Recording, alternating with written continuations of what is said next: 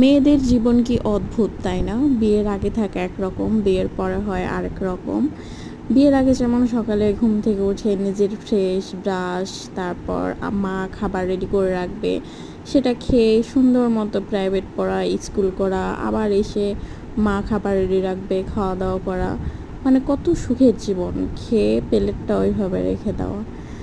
মায়ের ভালোবাসা, পরিবারের ভালোবাসাটাই হচ্ছে অন্যরকম। আর বিয়ের পরে সন্তানের দায়িত্ব পালন করব, স্বামীর দায়িত্ব পালন করব, শ্বশুরবাড়ির দায়িত্ব পালন করব। তারপরও দিন শেষে কথাই শুনতে হয়, দিন শেষে খারাপই হতে হয়। কখনো ভালো কথা খুব কম সময়ই শোনা যায়। যাই হোক, তারপরও কোনো কিছু করার নাই, এটাই জীবন।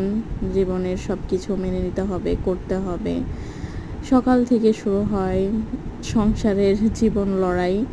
সকাল উঠবো, রান্না করব, বাচ্চার খাবার রেডি করব, বাচ্চাকে সব কিছু করতে করতে কখন যে সময় চলে যায় সেটা নিজেই বুঝতে পারি না। সময় কিভাবে যায়, কিভাবে সকাল হয়, কিভাবে রাত হয়, আবার সকাল হয়, আবার রাত হয়, এভাবেই সময় যেতে থাকে।